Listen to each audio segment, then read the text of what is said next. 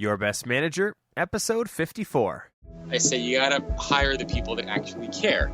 Because no amount of investment or training or anything else like that is gonna get managers to commit to this buy-in. Like, they're not gonna buy into something if they don't genuinely care about people.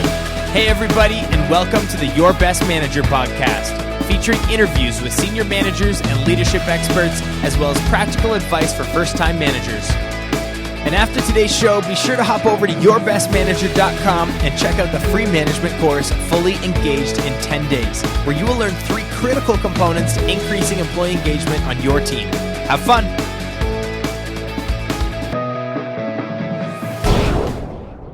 Are you ready for the future? This is Jamie Newman here, and I am excited to be joined by Jacob Morgan today. Jacob, how are you doing? I'm doing well. Thanks for having me. Well, thanks for coming on the show. Jacob Morgan is a best-selling author, keynote speaker, and futurist who explores what the future of work is going to look like and how to create great experiences so that employees actually want to show up to work. He's written 3 best-selling books, which are The Collaborative Organization, The Future of Work, and most recently, The Employee Experience Advantage. In addition to speaking, Jacob frequently contributes to media and business publications such as Forbes, The Wall Street Journal, USA Today, Inc. magazine, CNN, and many others. And his work has been endorsed by the CEOs of Cisco, T-Mobile, Best Buy, Schneider Electric, SAP, Nestle, St. Jude Children's Research Hospital, KPMG, Whirlpool, among others. And I actually just connected with Jacob this week. I'm always looking for great video content to share in my private Facebook group, and I actually came across a video that Jacob put together about a year and a half ago, which at first I thought was going to totally disagree with him because he was actually suggesting that companies shouldn't provide leadership training. Now, I won't spoil it for you, but in the end, and I'll put the video in the show notes, but in the end, I actually agreed with what he was saying in that video, and that led me down a path to check out more of Jacob's stuff, and he's also got a podcast called The Future of Work, and I don't know, he's just doing some really great things, so I'm super pumped to have you, Jacob. And with all that said, why don't you take a moment and give us an overview of your career path and just how you got to where you are today? Sure. I got to where I am mainly because I had bad jobs working for other people.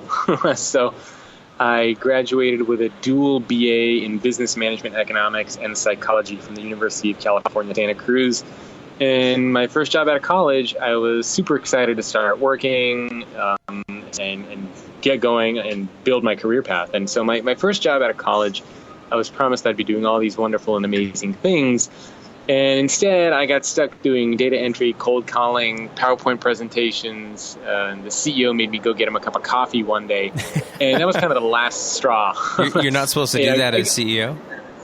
No, I mean, I graduated with honors from a great university in economics and psychology. And I mean, I absolutely did not need even a high school education to do the work that I was doing. And so at that point, I was just sitting there thinking, like, I worked my ass off in school. Like, I worked really, really hard, and this sucks.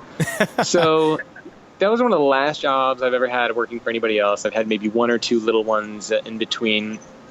And so around 8 to 10 years ago, I went off on my own and never looked back. I started doing article writing. I started doing search engine optimization, online marketing. I would just find random gigs on Craigslist. I just did like whatever I could do just to prove that I could earn a living not working for anybody else. Right. And then that eventually, over 8 years, it led to books, it led to speaking opportunities, it led to all sorts of stuff that I didn't plan for, didn't intend on happening. And now here we are today. So let me ask you, because a lot of the stuff, at least that I've seen, focuses on how to lead people, like in things like employee engagement and just good leadership principles. So why that topic? Like, why leadership? Well, employee experience for me. Well, let me take a step back and explain kind of the big challenge that we have inside of our companies. Yeah, please. You mentioned employee engagement. And that has become a little bit of a nightmare for a lot of companies because investment in employee engagement has never been higher and the scores have never been lower. And it doesn't make sense, right? We've never had more institutions and surveys and associations, all this stuff devoted to employee engagement. And year after year, companies like Gallup say, scores haven't moved, worldwide engagement crisis, like everything sucks. And you kind of look at that and say, well, that doesn't make sense because we're dumping more money into this. We would expect that there would be some kind of improvement. Right. And the reason why there is not any type of improvement is because employee engagement today, and this isn't what it was intended to become, but what it has actually become today for most companies is you force employees to work in outdated workplace practices and you give them perks to make them happy while they do so. So you're basically just trying to make them happy, but nothing else has changed. You just introduce free food, open floor plans, stuff like that. Right. And employee experience, on the other hand, has become this actual transformation of the company where you rebuild your workplace practices around your people. And so leadership is one component of that, but I look at three areas: culture, technology, and physical space. So there's a lot that companies need to do to create an environment where people genuinely want to show up to work, and it goes far beyond just perks and free food. Yeah, and that makes a lot of sense because, I've been part of those surveys, and I don't want to say that they're not helpful because I think if you look at it, depending on the information, I think you can make good decisions because of what the surveys show. But oftentimes, you've got somebody in an office looking at a report, making decisions instead of listening to their people and going and building relationships. Right. Some data, no data, but what's better than some data is more data that's more accurate and more real time. So I'll admit, right? Employee engagement, doing a survey once a year is better than doing nothing, but it's not great. It's not ideal. Yeah. So it's, like I said, it's better than doing nothing, but there are far better things that organizations can be doing than simply asking employees what they think of the company once a year. Because by the time you collect the data, analyze it, distribute it, and do anything with it, another 4 to 6 months goes by. And at that point, the team looks different. Like the whole company's different. That's a really good point. Yeah, because I remember being on a team and we had terrible employee engagement at one point, but we didn't get the survey results until we had almost some crazy amount of turnover. So we get all these results and we're like, well, we don't actually agree with what we said 6 months ago. Things have changed. And I think that's a good point. But I'm curious then, what are some of the things that leaders should actually be doing? So a lot of the leading organizations that I've interviewed, they don't even do annual employee engagement surveys anymore. You look at a company like Cisco. Cisco allows any team leader to do their own pulse engagement check whenever they want. And the team leader is just somebody that's running a team, right? 4 people, 5 people, 20 people. It's just a small kind of pulse engagement survey. And Cisco at any time can aggregate all of those little surveys into one bigger one to get a true sense of what's going on at the company. An employee takes a survey, or employees take a survey for the team, and the results and everything is ready to go within like a day or 2 days, 3-4 days max. And so within a very short time period, you get a sense of the team and a sense of what you can do to kind of improve and fix things. Right. That makes much more sense than doing one big, massive survey for 80,000 people once a year and then trying to do something about it. Companies are very much starting to take that approach. Look at a company like Amazon, where they have something called Connections, where any employee at Amazon can provide real-time feedback to the company on what it's like to work there on a daily basis if they want to. And so I think the best approach is to encourage and to try to get feedback as often as possible from your employees. You can't force it, but you also shouldn't tell your employees they can only give you feedback once a year. So you need to have as much of have that ongoing dialogue as much as you can. It's like being married to somebody and saying, I only want to know how the relationship is going once a year. Yeah. You got to have these conversations when they make sense. Use technology, have in-person one-on-one conversations. You got to do it all. Right. So, okay, and I guess when it comes to where you're at, I mean, that's the leadership side and the employee side. What's this whole future of work thing, and why are you fired up about it? So for me, the future of work is largely about the employee experience. And so the future of work is a big topic, right? I mean, you can talk about AI and jobs and automation. You can talk about talent and leadership and organizational structure. Like, there's a ton of stuff that's a part of the future of work. Mm-hmm. But for me, when I look at everything that we're starting to see, the future of work is about people. It's about the experiences that your people have and how to create an organization where the best people want to show up and give their all. And the reason why, for me, that is the primary focus, because even though we hear all these conversations about AI and jobs and automation, these things cannot exist in isolation without people. In other words, you cannot have a company succeed and grow and thrive and have it run by AI and have it run by technology. Right. So organizations cannot exist without people, but they can exist without AI. So people are still the number one, the primary asset that every organization needs to have. Right. And even with AI, even with technology, you still need to have the best people who are willing to show up every day to contribute as much as they can to your company. And these are going to be the people that are building the AI that you use. They're going to be designing all these things. Yep. So even in that kind of a future, the future of work is still about people. And that's why I'm so excited and passionate about it. Yeah. Well, I guess it makes sense. I mean, although the jobs themselves may change, they're not necessarily being eliminated. The functions of what the people are doing are changing. Instead of someone putting something in a box, a robot's putting it in the box, let's say. But there's a person that designs it. There's a person that maintains it. There's a person that conceptualizes it, makes it all work. So there's still people operating despite the technological advances, right? Yeah, of course. And, of course, many jobs will be automated and humans will be replaced, but new jobs will also be emerged. And that's part of the debate, right? Are we going to lose more jobs or create more jobs? You look at a company like Amazon. Amazon is already creating new jobs. They have smart home consultants. Mm-hmm. You can literally have anybody from Amazon for free, by the way. You book a smart home consultation and you have somebody show up at your house. They have very annoying motorcycle driving by. That's all right.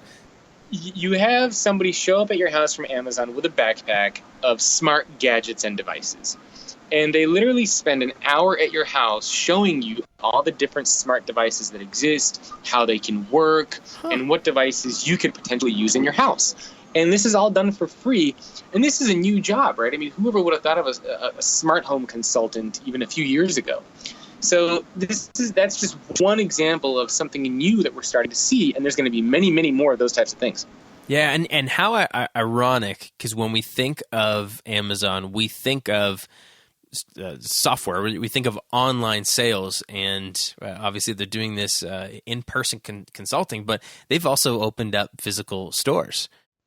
They've opened up physical stores. They have trucks that drive around that sell merchandise. They're doing all sorts of things. Yeah. So I think it's not so much that things are going to die off. Like a lot of people say, retail stores are going to die off. So it's not necessarily that things will die off. It's that they're going to be re-engineered. They're going to be redesigned. So instead of a traditional retail store where you wait in line, you have to check out all that sort of stuff, like you mentioned, the Amazon store, you just walk in and take a product off the shelf and leave, and it automatically knows everything. So it's kind of like that Uber mentality where you just get into a car and you get out of the car, and that's it. Yeah. And so we're going to see much more this kind of redesigning of traditional things, right? Restaurants, it could be another good one. Retail stores, another one. Coffee shops, all that sort of stuff, I think, is going to be redesigned and re-engineered for this new world that we're starting to live in. But I don't think they're going to necessarily disappear. Yeah. Huh. Man, I could talk about this forever, and obviously you could too, which is why you've built an entire business around it. But we're going to move forward, and we're actually going to move into the golden question for the interview, and I'm very interested to see how you answer this based on some of your own experiences. But the big question is, when you look back on your career, who was your best manager? And of course, it doesn't have to be a manager. It could be a mentor. So who's had the most significant influence on your career and why? That is a hard question for me. For me, the people that have had the most significant impact on my career are actually ones that didn't help me. Yeah. So the first manager that I had after college, when I worked for the company in Southern California and LA, that person had the greatest impact on my career, because had he not been forcing me to do PowerPoint presentations, had he not come out of his office and made me go get him coffee, had he not told me to do all those things, I don't know if I'd be where I am. So for me, it's kind of a reverse effect, where it's not somebody that kind of encouraged me to go off on my own and build something for myself. It was somebody that created such an unpleasant work environment for me that, and by the way, he wasn't the only one. The other jobs that I had after that were also not great. So it's these people, these managers that didn't understand and grasp this concept of employee experience are the ones who forced me to focus on it. So I guess I got to thank them. Yeah. Well, and I love that you brought that up. I mean, the entire concept of the Your Best Manager podcast sounds so nice and fluffy, like every single person's had that one person who's just so spectacular. And I mean, I talk to a lot of great leadership experts and senior managers who have had those people come into their lives and really invest in them. But I think it says something, because, I mean, if you take a room of, I don't know, it doesn't matter the number of people, and you ask people to put up their hand if they've had a great manager, you'll get some hands. But if you ask people to put up their hands if they've ever had a poor manager, the entire room will stand up, because I don't want to say, I mean, maybe this sounds bad to say, but there are more bad managers than good managers. And I think it does come down to what you said about employee experience, because so many managers just aren't thinking about their people. Couldn't agree more. I mean, but it's also kind of like the organization's fault, because if you think about who we promote in those positions, we promote people that are good at being individual contributors. We make people managers that are good at maintaining the status quo. We promote people that bring in the most money, that are good at delegating. Those are the wrong people to promote. Right. We need to promote the people that are good at engaging, empowering others, that are good at empathy, communication, all those different types of things. You promote those people, and then you teach them the management skills of managing a P&L, of delegation, of team building. Like, those things you can teach. But the soft skills are much, much, much harder to teach. That, like, human connection of being able to bring out the best out of somebody is something that is, I almost want to say, impossible to teach. Mm-hmm. So it's a very different approach. And because we've been so stuck, like the finance space is a great example. You want to be a VP at a bank, you bring in the most money and you get promoted to becoming a VP. Mm-hmm. You could be a complete jackass and you are now a VP responsible for other people because you brought in the most money. And that kind of a mentality, that's just got to go. That's complete garbage. Yeah. And of course, money and sales, they are, I mean, that's what makes a company do well. If you don't make money and if you don't make sales, your company's not going to be in business. But I do think it's way too easy and too lazy to, when you're looking through a group of people, find the highest producer and assume that they're going to be great leaders. And I'm glad you brought this up, because this is the exact video where I was watching this, because it was just like titled like, you shouldn't train leadership or something like that. And I'm like, what are you talking about? Of course you should train leadership. But it's such a good point. If you can identify people who are natural people and train the task side of things, which again, it's measurable. It's repeatable, like, hey, here's how you fill out a report. Here's how you make a schedule. Here's how you do your job. And I'm going to help develop where your strengths are, because your strengths are you actually care about people. And I think it's such a good point. And that's the only way to become a good manager, right? I think that's the only way to do it. Yeah, and so interestingly, I was talking with another leadership expert, Wally Bach, a number of episodes ago, and I asked him, I was like, because we talk about this idea of caring for people a lot on the show. I'm like, but how do you do that? And he said, well, I can tell you how to behave, but I can't change your heart. And it was such a good lesson, because there are people that aren't going to be good leaders. Like they're not. If they've got a care issue or a heart issue, they're called sociopaths. Yeah, and you can tell them how to behave, and it might even work. But I mean, we've also seen the person who walks around the office smiling because they're supposed to, and everyone sees the smile and like, that's not real. You know? Oh yeah, I mean that's the very common thing that a lot of people experience. And you know, when organizations ask me, or when I talk with executives and they say, "Where do we start?" I say, "You got to hire the people that actually care," and because no amount of investment or training or anything else like that is gonna get people to get managers to commit to this buy-in. Like, they're not going to buy into something if they don't genuinely care about people. They're just going to find ways to resist any type of change that you're going to try to implement. Yeah. So it starts with the people, right? I mean, there's no shortcut to that. And I know it's something that a lot of people don't want to hear, but I'm sorry, you got to start with the people you promote. Yeah, absolutely. Well, I've got another question for you, and I don't usually ask this question, and you're not expecting it, so we'll see how you do on the spot. But I'm wondering if you could kind of tell us, at what point in your business, when you were talking about this, like at what point were you like, this is it, this makes sense? Because I'm sure, I mean, you go from someone being like, hey, something's not working, I'm not being treated well, this isn't right, to developing opinions and ideas about how organizations should run. Was there a turning point where you're like, this is it, this is what works, and I'm getting buy-in, I love this? Well, it's hard to say what works, right? I mean, part of what I do, I'm a perpetual student, but also a kind of a perpetual explorer and teacher on as much as I can about the subject and these topics. So it's hard to say what works for everyone, right? I mean, the consistent thing that I found, and the reason why I wrote the book, The Employee Experience Advantage, is because I've found that every single experience for every employee at every single company is a combination of three things: culture, technology, and physical space. Mm-hmm. Those three things shape absolutely everything. And there are 10 things under culture, 3 things under technology, and 4 things under physical space. And those shape all the experiences of your people. But things change, right? I mean, new technologies get introduced, new workplace practices get introduced. So for me, one of the other best pieces of advice that I can give organizations is invest in data and people analytics inside of your company. Do your own research on your people. We spend so much time trying to copy Google. Yeah. We spend so much time reading reports from Accenture and Deloitte where they survey 200,000 people. I mean, those are okay things to look at just for ideas. But if you really want to know what makes your organization tick, do studies on your own people. Ask your own people. They're going to tell you everything that you need to know. And it's amazing how much time and money we're willing to spend looking outside of our organizations when we really need to be spending all that time and money looking inside of them. So good. Love that.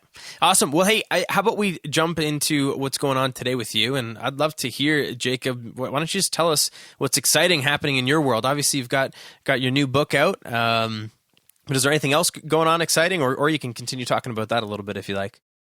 Well, the book is coming out Monday, March 27th, so just a few days from when we're having this conversation. So that's been super, super exciting for me. Yeah.